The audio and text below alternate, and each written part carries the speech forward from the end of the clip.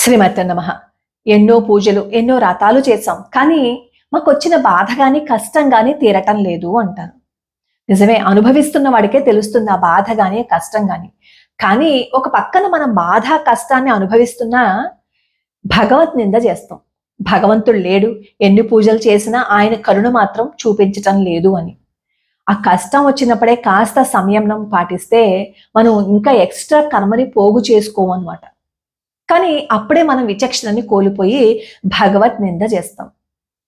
కొంతమంది అంటారు, ప్రతిదీ కర్మ ప్రకారమే జరుగుతుంది, ఈ పూజలు వ్రతాలు అన్ని అనవసరం, ఏం అక్కర్లేదు అంటారు. ఇప్పుడు నేను ఎందుకు చెప్తున్నాను అంటే, కృష్ణ పరమాత్మ ధర్మరాజుకు చెప్పారనమాట, కర్మ ఫలితాన్ని ఎలా అనుభవిస్తారు, దాని నుంచి ఎలా బయటపడచ్చు అని. శరణాగతి చేసి భగవంతుడి పాదాలు పట్టుకుంటా కర్మను కరిగించచ్చు. గత జన్మలో పాపాలని ఈ జన్మలో మనం అనుభవిస్తున్నాం కదా అని ఈ జన్మలో ఏమీ చేయకుండా కూర్చుంటే ఎలాగా? మనం ఒక 50 లక్షలు అప్పు చేసామండి, మనకంత స్తోమత లేదు. 50 లక్షల అప్పు చేస్తే దాన్ని తీర్చాలి అంటే మనకి స్తోమత లేకపోయినా ఎన్ని రోజులు పడుతుంది, ఎన్ని సంవత్సరాలు పడుతుంది. అదే 5 లక్షల అప్పు చేశారు అని అనుకోండి, ఆ అప్పు తీర్చడం చాలా సులభంగా తీర్చచ్చు, తక్కువ కాలంలో తీరిపోతుంది. ఇప్పుడు మనం చేసుకుంటున్న ఇవేవైతే కర్మలు ఉన్నాయో అవి కూడా అంతే. నువ్వు ఎంత తీవ్రమైన కర్మని చేస్తావో దాని ఫలితాన్ని అలాగే అనుభవిస్తావు. ఇప్పుడు ఈ జన్మలో మనం ఎన్ని పుణ్యకార్యాలు చేస్తే అంతా మనం గత జన్మలో చేసుకున్న కొన్ని కర్మల నుంచి కాస్త ఇంటెన్సిటీని తగ్గించుకునే మార్గం మనకి కనిపిస్తుంది అనమాట. నువ్వు ఎంత ఎక్కువ అప్పు చేస్తే అంతా తీర్చవలసిందే, అంతకాలం ఆగవలసిందే. నువ్వు ఎంత పాపం చేస్తే దాన్ని అనుభవించడానికి అంత సమయమో పడుతుంది. మనమేమో అప్పు చేసేస్తాం, నేను తీర్చము అంటే, నువ్వు డబ్బులు ఇవ్వవు, అప్పు వేసేస్తావు, అప్పు చేసేస్తావు, దాన్ని తీర్చను అంటే ఎవరు తీరుస్తారు? నువ్వు చేసిన అప్పు నువ్వే తీర్చాలి. నువ్వు అందులో డబ్బులు వేస్తే దాని నుంచి వచ్చే వడ్డీ నువ్వే అనుభవిస్తావు కదా. వడ్డీ మాత్రమే నేను అనుభవిస్తాను, అప్పును మాత్రం నేను తీర్చను అంటే కుదురుతుందా? అది కుదరదు కదా. అలాగే జీవితం కూడా, మనం గత జన్మలో చేసుకున్న పాపాలని ఈ జన్మలో మనం అనుభవించాలి. ఈ జన్మలో మనం పుణ్యకార్యాలు చేస్తూ ఉంటే ఈ జన్మలో మనం అనుభవించే దాన్ని ఇంటెన్సిటీని తగ్గించుకోవచ్చు. ఒక్కొక్కసారి ఆ కర్మ కరుగుతుంది కూడా. ఈ జన్మలో నువ్వు ఏదైతే చేస్తున్నావో అది ఈ జన్మకి ప్లస్ వచ్చే జన్మకి కూడా నువ్వు వేసుకుంటున్న ఒక బేస్మెంట్, నువ్వు వేస్తున్న బ్యాంకులో డబ్బులు అన్నమాట. నేను డబ్బులు వేయను, అప్పు మాత్రం చేసేస్తాను అని అంటాం మనం. రేపు మంగళవారం నాడు అద్భుతమైన రోజు, మళ్ళీ సంవత్సరం వరకు ఈ అవకాశం రాదనే చెప్పచ్చు. ఎందుకంటే ఆ రోజున పుత్రద ఏకాదశి. సంతానం లేక బాధపడుతున్న వాళ్ళు, సంతానం వల్ల ఇబ్బందులు పడుతున్న వాళ్ళు, అభివృద్ధిలోకి రావటం లేదు అని అనుకుంటున్న వాళ్ళు, ఈ ఏకాదశిని మనం వ్రతంగా చేసినట్లయితే అద్భుతమైన ఫలితాలు ఉంటాయి. రేపు పుత్రద ఏకాదశి రోజున వ్రతం ప్రారంభించి విధి విధానాలతో, అంటే దశమి రోజున ఉపవాసం ఉండాలి, ఒంటిపూట భోజనం చేయాలి, ఉల్లిపాయ వెల్లుల్లిపాయ తినకూడదు. ఆ రోజు విష్ణుమూర్తిని ఆరాధించాలి. అలాగే ఏకాదశి రోజు కూడా విష్ణుమూర్తిని ఆరాధించాలి. అలాగే ద్వాదశి రోజు కూడా విష్ణుమూర్తిని ఆరాధించి పారణ చేసి సద్బ్రాహ్మణుడికి దక్షిణని సమర్పణ చేయాలి. ఏకాదశి రోజున ఎవరైతే ఈ తులసి దళాలతోనూ పంచామృతాలతోనూ అభిషేకం చేస్తారో విష్ణుమూర్తికి అంత ప్రీతి అన్నమాట. విష్ణువు అలంకార ప్రియుడు. నువ్వు ఎంత అద్భుతంగా అలంకరణ చేసుకుంటావో అంత అద్భుతంగా నీ మనసు భగవంతుడి మీద లగ్నం అయిపోతుంది. ఈ అలంకరణలు ఎందుకు, ఇవన్నీ మన కోసం, భగవంతుడికి లేవా అంటారు కొంతమంది. భగవంతుడికి పుష్పాలు తెచ్చుకొని పూజ చేస్తేనే తీసుకెస్తాడా? ఆ మాట అనుకుంటే మనం ఏమీ చేయక్కర్లేదు. ఈ సమస్తం ఇచ్చింది భగవంతుడే, పుష్పాలతో మాత్రం పూజ చేయడం ఎందుకు? ఆ పుష్పాలు ఇచ్చిందే భగవంతుడు కదా. నీకు ఎంత స్థితి స్తోమత ఉంటే అంత అందంగా అలంకరించుకోండి. నీ పిల్లాడిని, నీ కొడుకుని నువ్వు ఎంత అందంగా చూడాలని అనుకుంటావు? యశోదమ్మ కృష్ణయ్యని ఎంత అందంగా చూడాలనుకుంటుంది, ఎంత అందంగా అలంకరిస్తుంది. అలాగే మనం కూడా అక్కడ ఉన్న కన్నయ్యని అంత అందంగానే అలంకరించుకుంటాం, అక్కడ ఉన్న భగవంతుడిని అంత అద్భుతంగానే చూసుకుంటాం. తప్పేం లేదు కదా అలంకరణ చేసుకుంటే. మీకు స్థితి స్తోమత ఉంటే మీరు ఎంత వైభవంగా పూజ చేయాలని అనుకుంటున్నారో అంత వైభవంగాను పూజ చెయ్యండి. అవి పెట్టక్కర్లేదు, ఇవి పెట్టక్కర్లేదు, వీడితో అవసరం లేదు కాదు, అన్నీ పెట్టి చెయ్యండి మీకు స్తోమత ఉంటే. నిజంగానే స్తోమత లేదు అని అనుకోండి, అప్పుడు ఏమి సమర్పణ చేసుకోకపోయినా అప్పుడు తప్పు లేదు. ఉండి కూడా నీకు చెయ్యకపోతే అది మహాపాపం, అది మహాదోషం. అసలు ఇంత వైభవంగా పూజ చేసుకున్న వాళ్ళకి ఆ పూజ చేసుకున్న వాళ్ళని తిట్టుకుంటూ కామెంట్లు పెడుతున్న వాళ్ళకి ఎంత డిఫరెన్స్ ఉంటుందో తెలుసా జీవితంలో. మనం అనుకుంటాం ఏదో ఒక కామెంటే కదా పెట్టేసాం వాళ్ళని తిడుతూ అని. కానీ మనం అన్న ఒక ప్రతి మాటకి మనం ఎంత ప్రాయశ్చిత్తం చేసుకోవాలో.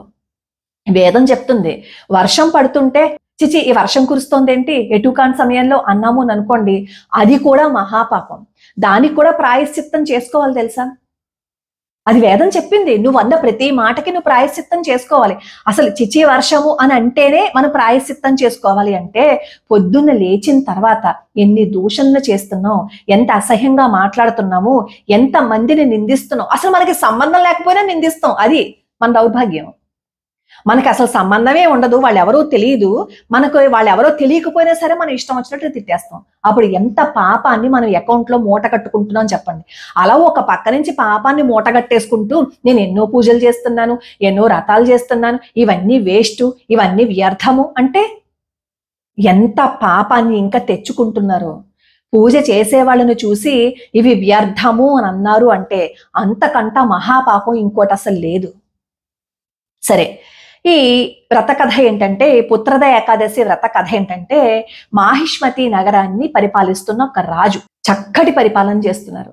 ఎవరు సొమ్మును ఆశించలేదు, ధర్మబద్ధమైన జీవితాన్ని గడుపుతున్నారు, ప్రజల్ని కన్నబిడ్డల్లాగా చూసుకుంటున్నారు, యజ్ఞాలు యాగాలు అవన్నీ చేస్తున్నారు, నిత్యము పూజ చేస్తూనే ఉన్నారు.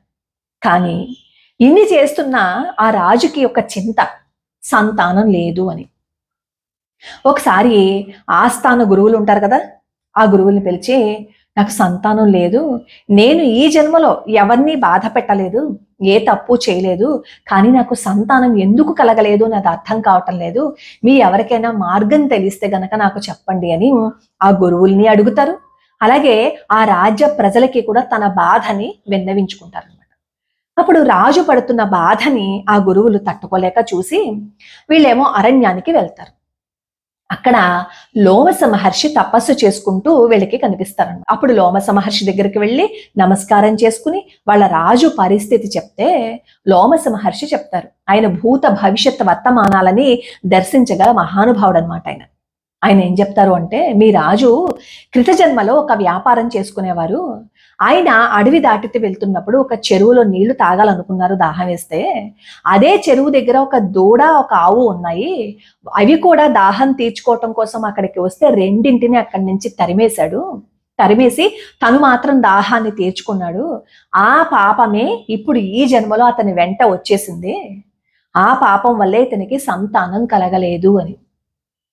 మనం అనుకుంటాం ఏదైనా ఒక చిన్న పని చేస్తే మన దృష్టిలో అది చాలా చిన్నదిగా కనబడుతుంది, కానీ దాన్ని విని ఎంత మహాపాపాన్ని మూటగట్టుకుంటున్నాము అనేది మనకు తెలియదు. అక్కడ రాజు కూడా ఏమనుకున్నాడు, తన దాహం తీర్చుకోవటం కోసం ఆవుని అలా అదిలించేసాను, దూడని పక్కకి గంటేశాను అని అనుకున్నారు, కానీ ఆ పాపమే ఈ జన్మలోకి వచ్చి సంతానం లేకుండా చేసింది. అప్పుడు ఈ ఋషులు ఈ గురువులు అందరూ అడుగుతారు, మరి దీని నుంచి ఎలా బయటపడాలి స్వామి చెప్పండి, మా రాజు ధర్మాత్ముడు, సంతానం కావాలి ఆయనకి అని అడిగితే అప్పుడు లోమస మహర్షి చెప్తారు, పుత్రద ఏకాదశి శ్రావణ మాసంలో వస్తుంది, ఆ ఏకాదశి రోజున విధి విధానాలని అనుసరించి మీరు వ్రతం చేసి ఆ వ్రత ఫలితాన్ని రాజుకి ధారపోయండి, తప్పక సంతానం కలుగుతుంది అని చెప్తారు.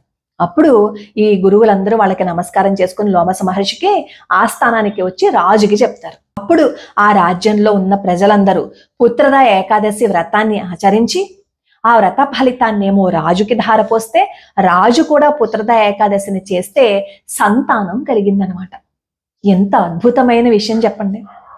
తన గత జన్మలో చేసుకున్న పాపం ఈ జన్మలో కరిగిందా? ఎలా కరిగింది? అతను చేసుకున్న ఈ ఏకాదశి వ్రత మాహాత్మ్యం వల్ల. చాలా మంది అంటుంటారు, ఈ పూజ చేయకండి ఆ పూజ చేయకండి. మన కర్మ అంత తీవ్రంగా ఉంటే దాన్ని తగ్గించుకోవాలి అంటే మరి చెయ్యాలి ఖచ్చితంగా. మనం భగవంతుడి పాదాలు పట్టుకోవాలి. ఆ కొంచెం సేపు అయినా సరే భగవంతుడి మీద నీ మనసును లగ్నం చేస్తావు అని పెట్టిన పూజలు అవన్నీ.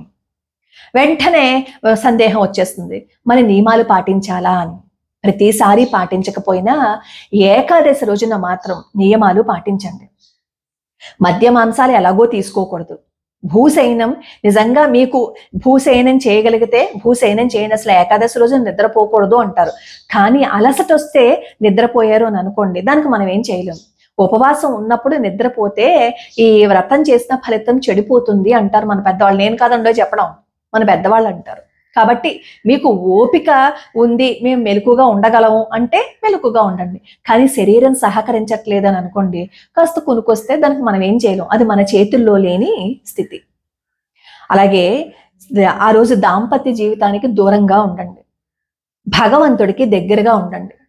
విష్ణుమూర్తికి తులసి దళాలతో అర్చన చేసి, పంచామృతాలతో అభిషేకం చేసి, ఈ దశమి రోజు ఉపవాసం ఉండి, ఏకాదశి రోజు ఉపవాసం ఉండి, ద్వాదశి రోజు వీలైనంత తొందరగా పాలన చేసి సద్బ్రాహ్మణులకి దక్షిణ ఇవ్వాలి. దశమి రోజు ఉపవాసం ఉంటే ఒంటిపూట భోజనం చేసి రాత్రి పలహారం చేయొచ్చు, ఉల్లిపాయ వెల్లుల్లిపాయ తీసుకోకూడదు అంతే. మరి వెంటనే అంటారు దక్షిణ బ్రాహ్మణులకే ఇవ్వాలా? అవును, దక్షిణ బ్రాహ్మణులకే ఇవ్వాలి. మీకు అంతగా ఎవరికైనా ఇవ్వాలి అని అనుకుంటే లేని వాళ్ళకి, అవసరంలో ఉన్న వాళ్ళకి ఇవ్వండి. కానీ వ్రతం చేసిన తర్వాత దక్షిణ సద్బ్రాహ్మణులకి ఇవ్వాలి. ఇచ్చి వాళ్ళ కాళ్ళకి నమస్కారం చేసి వాళ్ళ ఆశీర్వచనం ఖచ్చితంగా తీసుకోవాలి. దీన్ని కొట్టి పారేయడానికి లేదు, పర్వాలేదు అని ఎగ్జంప్షన్ ఇవ్వడానికి కూడా లేదు. అలాగే వీలైనంత ఎక్కువగా మీరు భగవంతుణ్ణి అలంకరణ చేసుకోవాలని అనుకుంటే చేసుకోండి. రేపు పుత్రదా ఏకాదశి రోజున ఈ పుత్రదా ఏకాదశి వ్రతాన్ని మీరు ఆచరించడం మొదలుపెట్టి సంవత్సరం అంతా వచ్చే ఏకాదశులన్నీ వ్రతాన్ని పాటిస్తూ మళ్ళీ వచ్చే సంవత్సరం పుత్రదా ఏకాదశి రోజున మీకు అప్పుడు వ్రతం మొత్తం పూర్తయిపోతుంది అనమాట. అలా విధి విధానాలను అనుసరించి వ్రతాన్ని చేస్తే సంతానం కలుగుతుంది. సంతానంలో ఎవరైనా కాస్త ఇబ్బంది పెడుతున్నా, వాళ్ళకి ఏదైనా సరే సమస్యలు ఉన్నా అవన్నీ పోయి సంతానం వృద్ధి చెందుతుంది. మేము చెయ్యలేమండి, మాకు ఓపిక లేదు, శరీరం సహకరించట్లేదు అని అనుకున్న వాళ్ళు కనీసం ఆ వ్రతం రోజు అంటే ఏకాదశి వ్రతం రోజున మీరు ఈ పుత్రదా ఏకాదశి వ్రత మాహాత్యం వినడం మొదలుపెట్టి మొత్తం అన్ని ఏకాదశులు మీరు ఏదైతే చేయగలుగుతారో, మీ శరీరం ఏదైతే సహకరిస్తుందో అవన్నీ చేసి వ్రతాన్ని నియమబద్ధంగా పాటించండి. అలా పాటిస్తే మన కర్మ కరుగుతుంది. దీంతో పాటుగా ఏకాదశి రోజున మీరు దేవాలయానికి వెళ్ళి అక్కడ కాస్త సేవ చేసి రండి.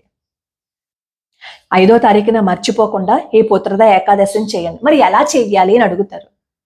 మనం వ్రత విధానాన్ని ఎలా చెయ్యాలి అనేది ప్రతి ఏకాదశికి మనం తెలుసుకుంటూనే ఉన్నాం కదా. పొద్దున్నే లేచి స్నానం చేసేసి చక్కగా మనం భగవంతుణ్ణి శుభ్రం చేసేసుకుని ఆ మండపాన్ని, విష్ణుమూర్తికేమో పూజ చేసుకుని ఆ రోజు ఉపవాసం ఉండి విష్ణు సహస్రనామ స్తోత్రం కానీ మీకు ఏదైతే భగవంతుడి యొక్క స్తోత్రాలు వస్తాయో అవన్నీ చదువుకుంటూ ఆ కాసేపైనా సరే భగవద్ధ్యానం చేస్తూ ధర్మబద్ధమైన జీవితాన్ని గడిపితే మనం ఏదైతే అనుకున్నామో అది జరుగుతుంది.